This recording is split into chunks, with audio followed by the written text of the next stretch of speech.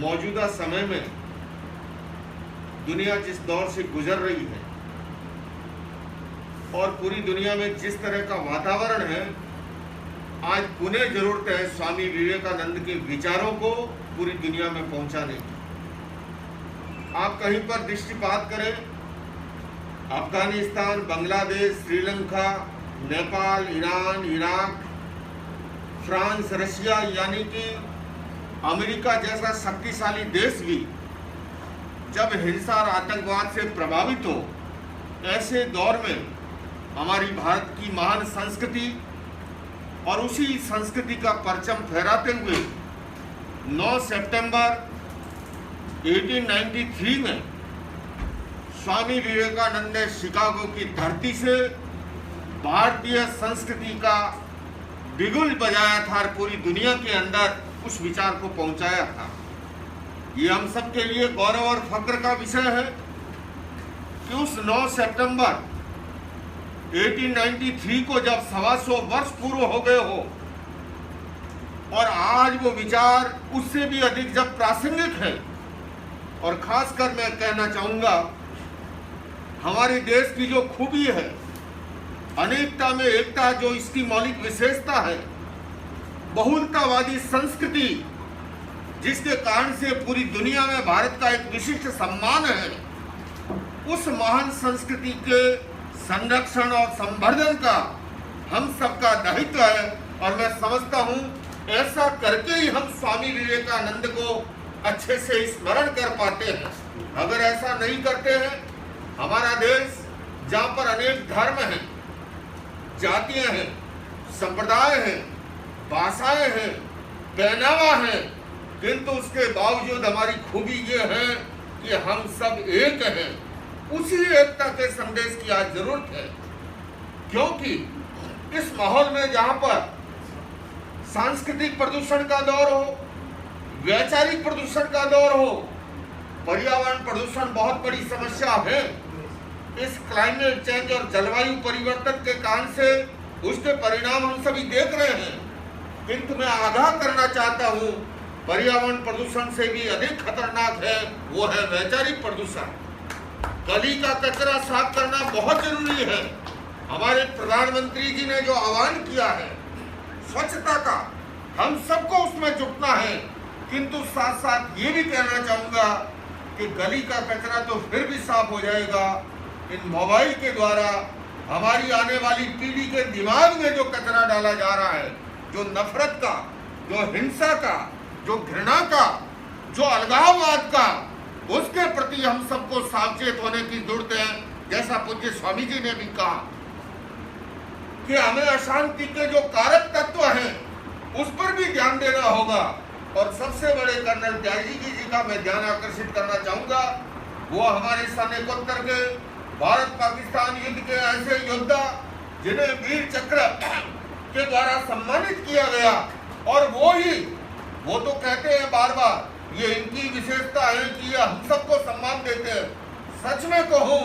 ये जो कार्य हो रहा है, ये बार बार अगर ठंडा न करे तो न मैं जागूं, न स्वामी जी जागे, न सरदार जी जागे, और नहीं हमारी ये बहन यहाँ पर उपस्थित हो। इसका श्रेय कर्नल त्यागी जी को जाता है, पर मैं इनका ध्यान आकर्षित करना चाहता हूँ। जैसा यूनेस्को के संविधान ने कहा, युद्ध मैदान में बाद में लड़ा जाता है, पहले मनुष्य के मस्तिष्क में पैदा होता है। हमारे इसी मस्तिष्क में एनिमल ब्रेन भी मौजूद है, जहाँ पर 5 विकृतियां जन्म लेती हैं, किंतु हमारे इसी मस्तिष्क के अंदर नियोकॉर्टेक्स परत भी है, जहाँ मानवीय और देवी विद्या जन्म लेती है। आज अपेक्षा है एजुकेशन सिस्टम में प्रारंभ से ही ऐसे एजुकेशन का समावेश किया जाए, वैल्यू एजुकेशन का, पीस एजुकेशन का, कि जिससे नियोकॉर्टेक्स पर जागे और एनिमल ब्रेन तिरोहित हो। तो आप और हम सबको, भारत सरकार को, एजुकेशन मंत्रालय को, क्योंकि हमारी दुनिया का ये बहुत बड़ा विरोधाभास है, शांति की बात सभी करते हैं, अहिंसा की बात सभी करते हैं। आज भी ट्रंप और भारत के प्रधानमंत्री और दूसरे राष्ट्रों के भी मिल रहे हैं, लेकिन इस दुनिया का विरोधाभास आपको बताऊं, बात शांति की करेंगे और प्रति वर्ष अरबों खरबों डॉलर नए शस्त्रों के निर्माण के लिए रिसर्च पे खर्च हो रहे हैं। मैं देश की सुरक्षा की मनाही नहीं करता हूँ, किंतु साथ साथ ये अवश्य कहना चाहता हूँ कि देश की सुरक्षा केवल नदियों, पहाड़ों या सीमा रेखाओं से नहीं, देशवासियों के चरित्र बल पर निर्भर करती है। वह चरित्र बल कैसे मजबूत हो और कैसे हमारी आंतरिक शक्तियां जागे, इसके लिए हमें जब तक अहिंसा के प्रशिक्षण की बात नहीं होगी, हिंसा का प्रशिक्षण कितना चलता है, उग्रवादियों की ट्रेनिंग होती है, आतंकवादियों की ट्रेनिंग होती है, हिंसा की ट्रेनिंग होती है। फल तो हम शांति के चाहते हैं, ट्रेनिंग जो है शांति के लिए, अहिंसा के लिए कोई ट्रेनिंग का इंस्टीट्यूट नहीं है। 9 सितंबर को भारत सरकार से ये डिमांड की जाए, इस प्रकार का अहिंसा का प्रशिक्षण केंद्र, शांति का प्रशिक्षण केंद्र। अहिंसा कायरों का हथियार नहीं है। अहिंसा का मतलब यही नहीं है कि किसी को नहीं मारना। अहिंसा का एक सकारात्मक जो पहलू है, पॉजिटिव पहलू है, उसको भी हमें सामने लाना है। तो मैं अधिक लंबा विस्तार में नहीं दूंगा, इतना अवश्य कहना चाहूंगा, 9 सितंबर का एक ऐतिहासिक दिन है और उस दिन जो विश्व धर्म संसद हो रही है,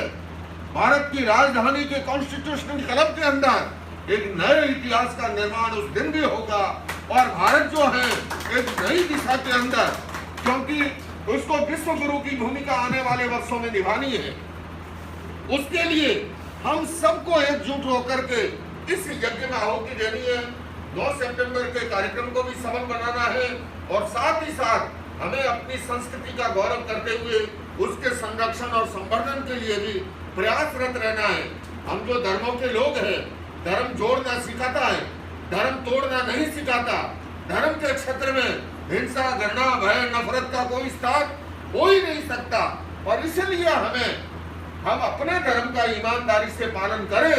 किंतु साथ साथ दूसरे धर्मों का भी हम आदर करें। यही हमारी भारत की संस्कृति है, यही स्वामी विवेकानंद ने सिखाया था। हाँ, मैं उसका कहीं समर्थन नहीं करता हूँ जो धर्म के नाम पर हिंसा करते हैं, जो धर्म के नाम पर नफरत फैलाते हैं, जो धर्म के नाम पर धर्मांतरण का काम करते हैं, किंतु मैं उस धर्म का हिमायती हूँ और साथ साथ इस विचारों का भी हिमायती हूँ कि हम अपने अस्तित्व की तरह दूसरों के अस्तित्व को भी स्वीकार करें, हम अपने विचारों की तरह दूसरों के विचारों का भी आदर करें। मनुष्य मशीन का प्रोडक्शन नहीं है। विचार भेद, रुचि भेद, चिंतन भेद ये स्वाभाविक है, किंतु